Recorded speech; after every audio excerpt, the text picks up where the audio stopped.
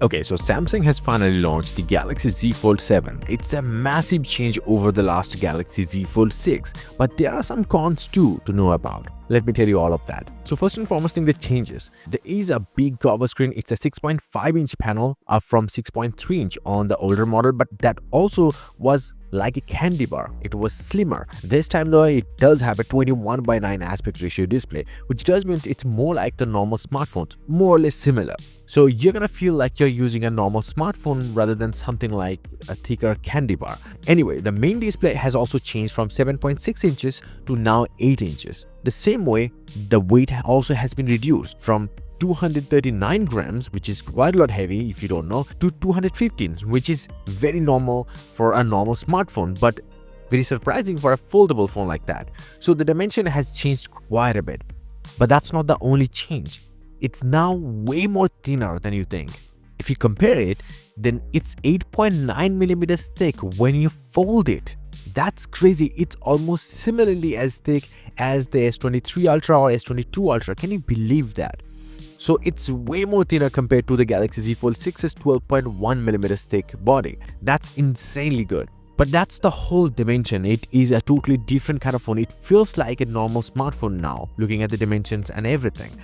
And then there is the main display if you open it. So you have so cool of a phone in your hand if you buy the Z Fold 7, but then you are missing out on two more features. One is the under-display camera. The under-display camera is gone. The 4-megapixel under-display camera has been replaced with a normal selfie camera inside a punch hole cutout that will not get invisible at all, and it's a 10-megapixel camera. So it will take better selfies for sure, but it is still not gonna be as futuristic feeling as the Z Fold 6's one. But that's not the only thing. The digitizer for the S Pen is gone. So now this phone doesn't even support the foldable S Pens or the normal standard S Pens at all. So in any way, you can't really use an S Pen anymore. And that's the most disappointing part of this phone. Forget about having an S Pen slot, you're not going to be able to use the S Pen. I don't know why Samsung is doing it. Samsung is trying to remove the S Pen from any phone. Anyway, by the way, it does come in 4 colors: blue shadow, silver shadow, there is a jet black, and then there is a mint color. The mint color is Samsung.com exclusive, so you have to buy it online. And then you have the ISOCELL HP2SX main camera, the 200 megapixel camera that we have seen inside the S24 Ultra and S25 Ultra is finally here. So compared to one over 1.57 inch sensor of the Galaxy Z Fold 6, it's a much bigger sensor. It's 1 over 1.3 inch sensor, so it's big. But also it has 200 megapixels, so it can lower down to 50 megapixels if you want, and then it can also take a 12 megapixel photo as well. But then you have the ultra wide angle camera that is 12 megapixel, just like the Z Fold 6, and then there is a 10 megapixel 3x telephoto camera, and it hasn't seen any changes at all. That's kind of disappointing.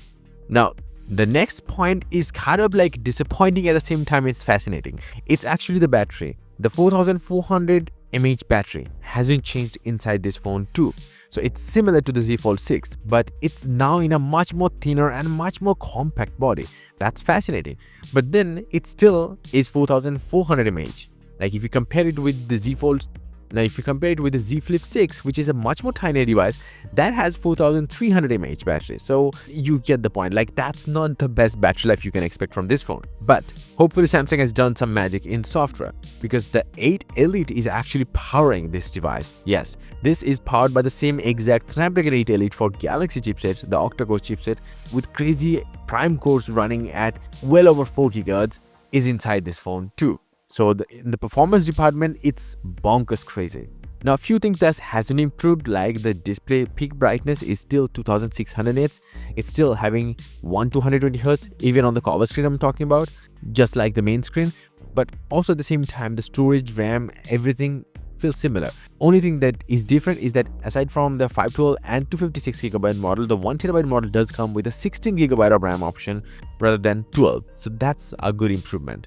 Now in terms of durability though, it still comes with armor aluminum frame, but they call it advanced armor aluminum. I don't know what that is. Then there is the Corning Gorilla Glass ceramic 2 at the front, and at the back there is the Victus 2. And in terms of IP rating, it's IP48. So in summary, it does have quite a lot of upgrades. Big screen, better selfie camera, better main camera, much more thinner and sleeker, slimmer phone, much more lighter phone, similar battery, better glass coating, 38% faster CPU, way too better main camera, and a very usable curved screen with 21:9 aspect ratio display. So considering all of this thing, this is a fairly good upgrade, but the downgrades like the digitizer for the S Pen is gone. These kind of cons make it a hard choice for me. So you let me know your thoughts in the comment section below, because the price has also increased by $100. So now it's a $2,000 foldable. Yes, after this pre-order period, the phone will cost $2,000 for the 256GB model. Right now, the 512GB model is also selling at the same price. So let me know about your thoughts, because if you look at the trade-in deals, they are amazing. And yes, if you want, you can get some crazy cool wallpapers up on my website. A link down below. Until the next one, bye and take care.